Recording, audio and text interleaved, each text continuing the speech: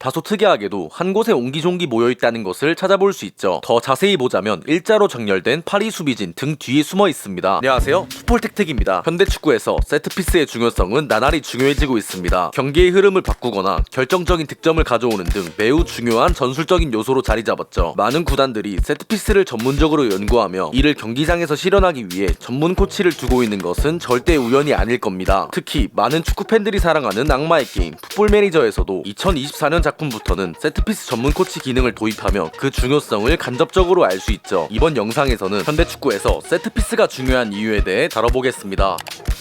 경기 중 상대팀의 강한 압박을 받을 때 공 소유권을 쉽게 넘겨주는 경우나 미리 준비했던 전술적인 움직임을 효과적으로 실행하지 못할 때도 있죠. 이로 인해 약속된 플레이가 제대로 구현되지 않으며 한정된 시간 속에서 득점 기회가 점점 더 멀어지는 상황이 발생할 수 있습니다. 반면에 세트피스는 코너킥이나 프리킥처럼 경기가 일시적으로 중단되는 점을 활용하여 공을 특정 위치에 멈춰둔 채로 전개할 수 있죠. 이는 공을 차는 선수가 상대의 압박에서 벗어나 미리 약속된 지점을 향해 공을 정확히 보낼 수 있는 기회라는 것입니다. 또한 이러한 특징을 활용해 빠르게 전개되는 인플레이 상황보다 더욱 직관적이며 조직적인 팀 단위 움직임을 확보할 수 있죠. 먼저 이런 것처럼 3명의 선수가 만드는 측면 3자 패턴을 준비한 부분 전술이라 가정하고 예시를 들어보겠습니다. 아군 선수가 가짜 움직임을 통해 수비 한 명을 끌어당기고 깊게 침투하는 동시에 측면에 위치한 공을 가진 선수는 중앙으로 드리블하며 하프 스페이스로 진입합니다. 현대축구에서는 역할에 관계없이 공간을 활용하는 것이 중요한데 앞서 봤던 가짜 움직임으로 인해 시공간적 여유를 가진 한 명의 선수가 만들어지죠. 그리고 여기서 기대할 수 있는 움직임은 뒤로 다시 패스를 준 뒤 전방을 바라보는 선수가 반대전환 패스를 보내거나 중앙으로의 원터치 패스 혹은 그대로 흘려주며 또 다른 제3자를 활용하는 것입니다. 그러나 이러한 몇 가지 패턴이 상대에게 간파당한다면 수적 열세에 놓이는 상황이 발생할 수 있습니다. 제일 대표적인 예시로는 더블팀 수비 전술로 나타나며 이러한 장면들이 지속된다면 당연하게도 득점 확률은 낮아지죠. 그러나 이런 좋지 않은 상황에서 차이를 낼 수 있는 것이 세트피스이고 답답한 경기는 아니었지만 준비된 세트피스를 볼 수 있었던 아스날의 골 장면을 예시로 보겠습니다. 챔피언스리그 아스날 PSG 경기 중 나온 장면인데 아스날은 다소 특이하게도 한 곳에 옹기종기 모여있다는 것을 찾아볼 수 있죠. 더 자세히 보자면 일자로 정렬된 파리 수비진 등 뒤에 숨어 있습니다. 크로스가 올라가는 동시에 아스날의 선수들은 빠르게 튀어나와 한 곳을 향해 가는데 사카이 크로스도 이쪽을 향해 올라왔고 결국 가까운 포스트를 노린 것으로 해석할 수 있습니다. 이처럼 약속된 움직임은 파리의 수비를 무력화시키고 3대2의 유리한 장면을 만들어냈죠. 사카이 크로스가 그대로 득점으로 연결된 다소 행운이 따른 장면이긴 하지만 준비된 세트피스를 바탕으로 한 전략적인 접근이 중요하다는 점을 알 수 있습니다.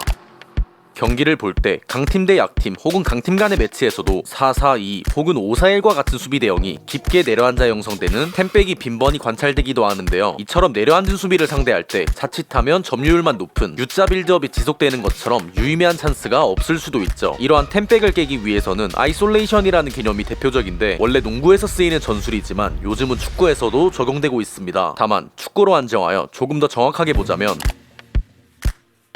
이는 한쪽의 아군 선수를 밀집시키며 상대 수비를 끌고 옵니다. 그 다음으로 반대편 사이드를 향한 빠른 전환 이후 개인 기량이 뛰어난 선수를 상대 수비와 1대1 매칭시켜 질적 우위를 통해 밀집 수비를 깨려고 하죠. 특히 이 과정에서 중요한 것은 밀집된 곳에서 탈압박과 반대 전환입니다. 더불어 1대1 드리블에 능한 크랙형 윙어가 개인 전술로도 상대 수비진에 타격을 줄 수 있어야 하죠. 그러나 이론적으로 이렇다 한들 1년의 과정을 물 흐르듯 유려하게 수행하는 팀은 전 세계에 거의 없다고 볼 수 있습니다. 이런 패턴을 제일 잘하는 맨시티조차도 단단한 템백 앞에서는 고전하는 경우가 종종 있죠. 사실 템백을 깬다는 키워드도 첫 번째로 봤던 전술의 다양성과 일맥상통하는 내용인데 잘 준비된 세트피스 전술을 통해 선제 득점에 성공한다면 상대팀은 만회골을 위해 라인을 끌어올릴 수밖에 없습니다. 따라서 이러한 공간을 활용하며 사전에 준비한 경기 플랜과 전술적인 움직임을 보다 편안하게 펼칠 가능성이 높아지죠. 만약 후반전이 끝날 무렵처럼 매우 치명적인 시간대에 터지는 세트피스 득점은 그대로 결승골이 되기도 합니다.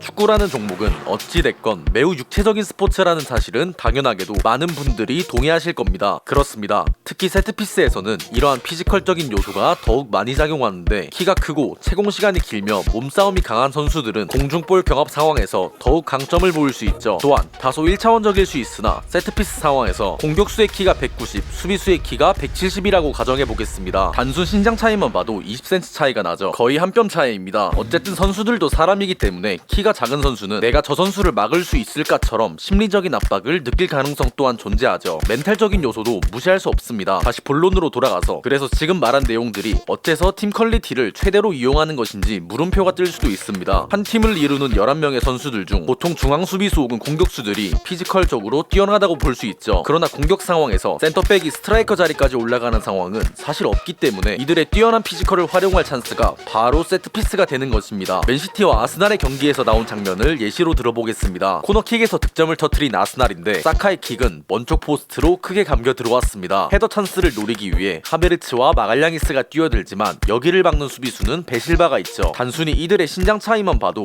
약 20cm가 차이 납니다. 하베르츠와 마갈량이스는 베실바보다 압도적으로 피지컬적인 우위를 점할 수 있었고 2대1의 수적 열세에 놓인 베실바는 그대로 마갈량이스에게 헤더 찬스를 내어주며 피지컬적인 우위를 아주 잘 살린 아스날의 세트피스 전략을 볼 수 있었습니다. 여기까지 3가지 정도 챕터를 나눠 세트피스의 중요성을 이야기해보았는데 앞서 짚어봤던 내용 이외에도 여러분들이 생각하시는 세트피스가 중요한 이유에 대해 댓글로 남겨주시면 감사하겠습니다. 오늘은 여기까지입니다. 영상이 유익했다면 구독, 좋아요 한 번씩만 부탁드리겠습니다.